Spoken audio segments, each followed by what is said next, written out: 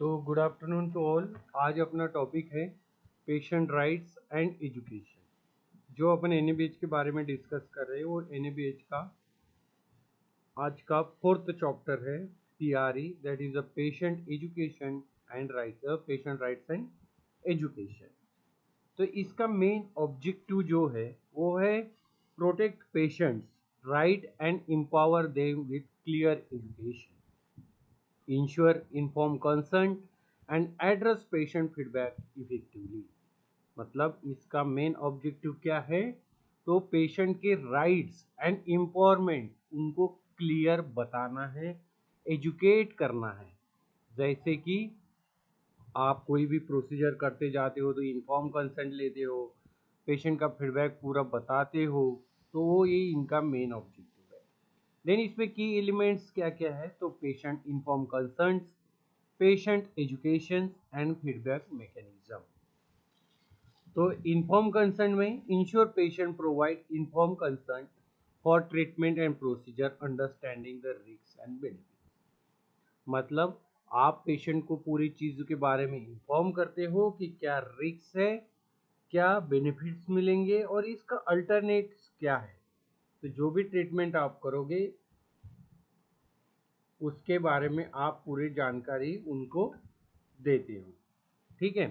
Then patient education, educate patient about their health conditions and treatment plan in an unstable manner.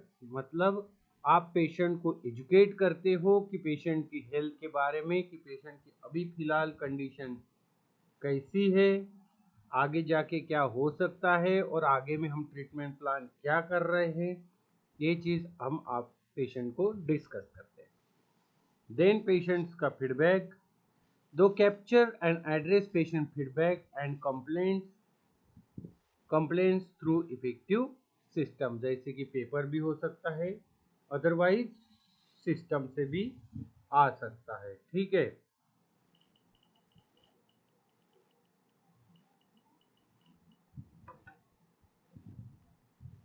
Then patient rights and education,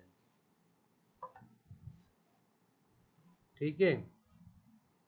patient rights and education, तो this is an extremely important NABH area. Patient have rights regarding inform about their illness। क्या? inform about their illness, उनको उनके condition के बारे में पता होना अनिवार्य है और बताना है, ठीक है।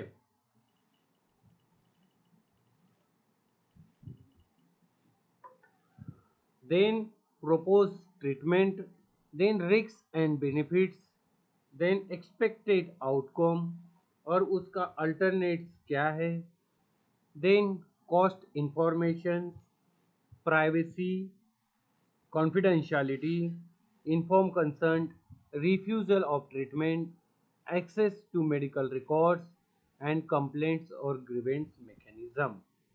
ये पेशेंट के क्या है, राइट्स है, ठीक है।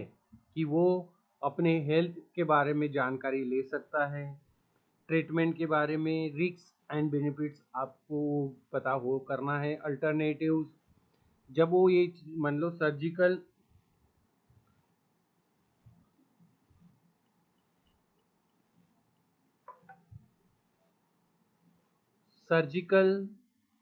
चीज़ नहीं करनी है तो मेडिकल मैनेजमेंट में क्या है, तो वो भी।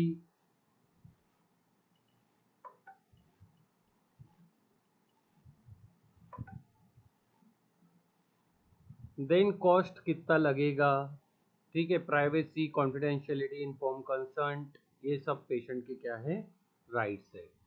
देन एग्जाम्पल, जैसे कि before surgery patient should understand, मतलब ऑपरेशन करने से पहले,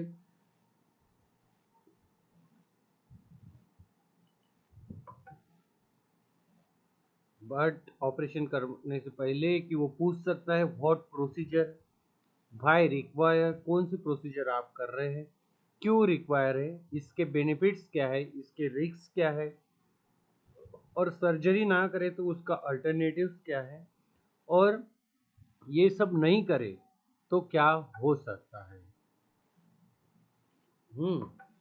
ये भी है। Then appropriate consent should be obtain. Intent यही है, dignity plus respect, then privacy plus confidentiality plus information plus choice. ठीक है। Then major objective, then patients having rights, patients rights क्या है?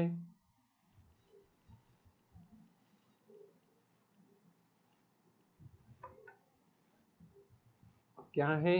तो patient should have assess information, patient should have access to information about उसके diagnosis के बारे में, हाँ, उसके डायग्नोसिस के बारे में, प्रोपोज ट्रीटमेंट के बारे में, देन उसकी रिस्क क्या है, बेनिफिट्स क्या है, अल्टरनेटिव्स क्या है, उसका एक्सेप्टेड।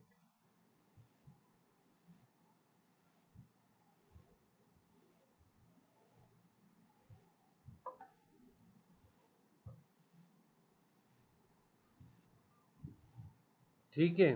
देन एक्सपेक्टेड आउटपुट क्या का मतलब एक्सेप्टेड आउटकम्स क्या है?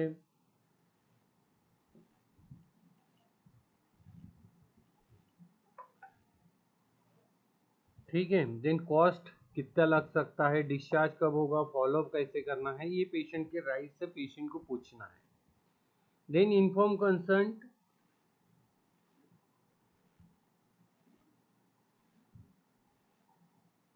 Inform concern, concern should be obtain applicable. मतलब इन्फॉर्म कंसर्न कब कब लेना है? तो जब सर्जरी हो रही हो या कोई प्रोसीजर हो रहा है या अनेस्थीसिया आप दे रहे हो, ब्लड और ब्लड कंपोनेंट,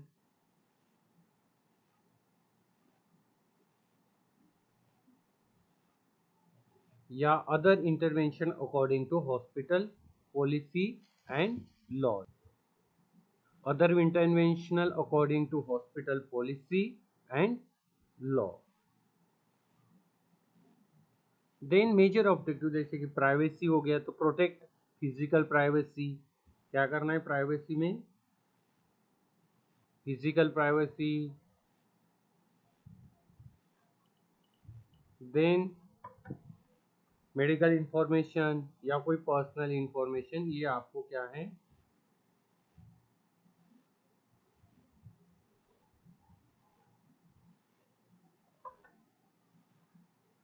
ठीक है। Then confidentiality, don't be discuss patient information in public area. ठीक है, अननेसेसरी भी कोई भी पेशेंट के बारे में आपको डिस्कस नहीं करना है पब्लिक एरिया में। Then grievance, patient should have grievance, patient should have know to raise a complaint. Patient को अपना हक है कि वो अपनी कंप्लेंट रेस कर सकता है। देन एजुकेशन कैन इंक्लूड्स, जैसे कि डिसीज, आपको उनके डिसीज के बारे में, उसके मेडिकेशन के बारे में, डाइट के बारे में, एक्सरसाइज के बारे में, देन इन्फेक्शन प्रिवेंशन के बारे में, फॉलो अप, वार्निंग साइंस और होम केयर, इसके बारे में क्या करना है आपको? आपको पेशेंट को इंफॉर्मेशन देना है। देन डॉक्यूमेंट्स, इसमें क्या क्या डॉक्यूमेंट्स आपको मेंटेन करना है चैप्टर में? तो patient rights charter, charts, then concern forms, education records, then grievance form और registers, patient satisfaction survey, counselling documentations, discharge instruction और पेशेंट इंफॉर्मेशन लिफलेट्स, ये डॉक्यूमेंट आपके पास होना चाहिए। देन नर्सिंग रिस्पॉन्सिबिलिटी क्या है? Nurse will obtain the person who directly reinforce patient education. ठीक है, नर्स ऐसी एक पर्सन है, एक इंसान है जो डायरेक्ट पेशेंट एजुकेशन के बारे में या पेशेंट से बात कर सकता है। Documents, what was thought, who thought, when, response, understanding, where is required आपको होना चाहिए, जैसे कि काउंसलिंग फॉर्म वगैरह हो गया। देन क्वेश्चन, असेसर क्या क्वेश्चन आस्क कर सकते, पूछ सकते, what are patient rights, what are patient rights क्या है? तो don't simply react, list, explain practical rights such as the privacy, information, informed consent, confidentiality, and grievance redress. Then how to maintain confidentiality? Then by limiting access to patient information to authorize personal protection records and avoid discussion or disclose inappropriate. Then thank you so much. यही था आज का topic. ऐसे ही topic बनने के लिए Akshay शेगोकर YouTube channel को subscribe करिए, लाइक करिए, शेयर करिए। Thank you so much.